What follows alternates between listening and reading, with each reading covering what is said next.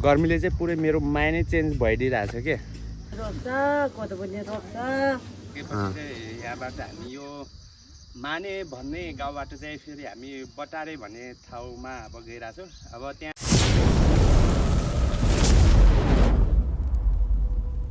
So guys नमस्ते नमस्कार welcome back to my mini blog. हामी चाहिँ आज यो बटारे जाने क्रममा चाहिँ हामी माने भन्ने ठाउँ आइसकेका छौँ होइन।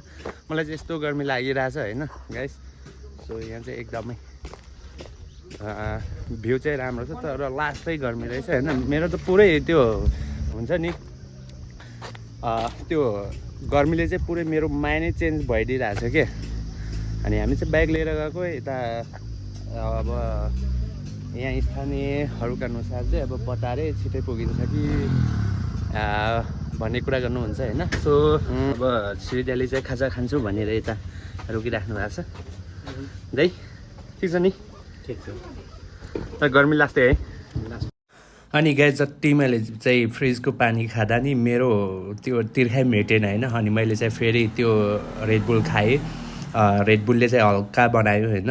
मेरो तिर्खाको प्यास अलि मेटायो जस्तो लाग्यो मलाई। यहाँमा आउनुहुन्छ यता कोदो रोप्नुहुन्छ कि यहाँमा धान रोप्नुहुन्छ? के रोप्नुहुन्छ यता? असार सबभन्दा बढी कुन जाति बस्नुहुन्छ यता? ए हुन्छ नि तामाङ हो? सबै तामाङ नै हो? ए गाउँ रमाइलो रहेछ यो।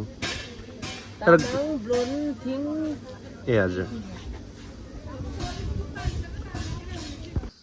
साथीहरू यो सबै दृश्य थियो माने भन्ने गाउँको। हामीले यहाँ चिया नास्ता खाइसकेपछि फेरि हामी चाहिँ हाम्रो यात्रालाई निरन्तरता दिइरहेका छौँ। अब पुग्नु छ धेरै टाढा।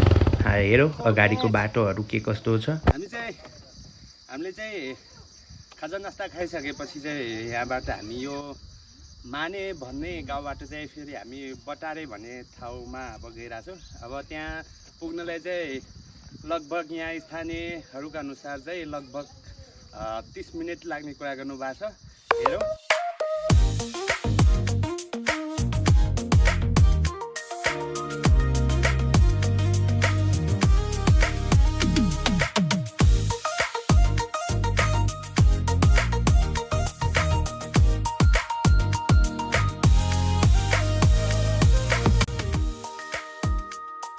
ल गाइज अब चाहिँ काठमाडौँदेखि लगभग 30 किलोमिटरको ड्राइभ पछि चाहिँ हामी यस्तो सुन्दर ठाउँमा आइसकेका छौँ होइन।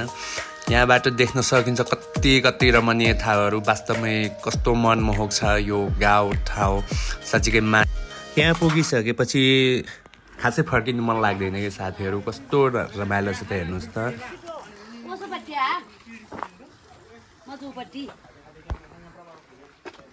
यहाँको लोकल रक्सी कस्तो छ दाइ?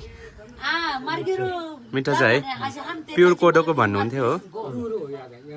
प्योर है? मजा आइरहेछ।